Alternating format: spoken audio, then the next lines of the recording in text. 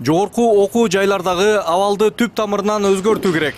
Мындай демилге менен парламенттеги Республика Ата журт фракциясы чыгууда. Эл өкүлдөрүнүн айтымында учурда Кыргызстандагы 52 жогорку окуу жайда 200 миңге жакын студент билим алса, алардын 5500-ü мамлекеттик бюджеттин негизинде окуп жатышат. Фракция сапаттуу билим берүү долбооруна ылайык айрым коомго керектүү, бирок учурда баркталбай жаткан кесиптердин популярдуулугун көтөрүүнү көздөбөдө.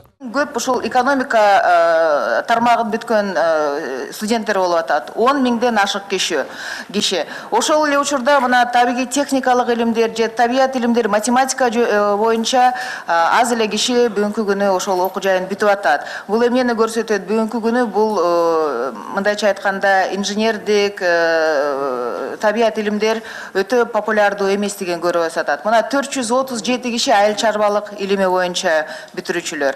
Кээ бир маалыматтарга таянсак, ошол окууну аяктагандардын 80% өз кесиби боюнча жумушка орношпойт дейт. Акыркы 10 жыл аралыгында Кыргызстанда мамлекеттик окуу жайларга караганда АКШ, Орусия жана Түркия менен биргеликте ачылган университеттерге кызыгуулар арбын.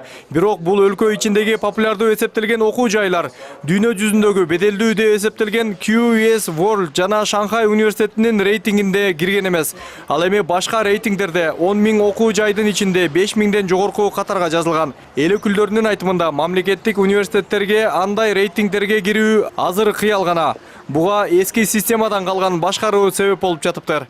Мына министр Элвир Айым келгенде образованияга элдин баары тең бир чоң реформаларды күткөн да. Тилекке каршы андай реформа да болгон жок. Реформанын ордуна азыр бизде вуздарда кадровый назначение боюнча бир баталия да.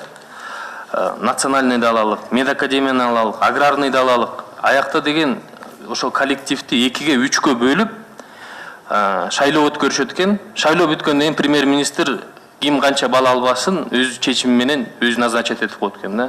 Бул однозначно коллективге 3-кө 4-кө дробление кылып атат.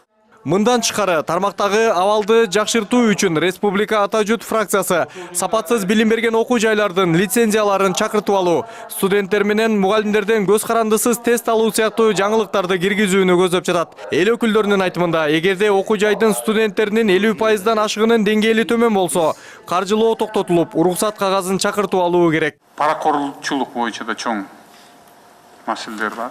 Өзүңүздөр жаңы эле мына маалымдоо болгондой өзүңүздөр байкадыңыздар, мынакей эң чоң көп окуган 10.220 экономист окуйт экен да. Экономиканы соң болгон жок да. Бүгүнкү күндө компанияга адам алайын десең, юрист алайын десең, экономика алайын десең, алар түшүнбөйт эмне жөнүндө сөз болуп атканын.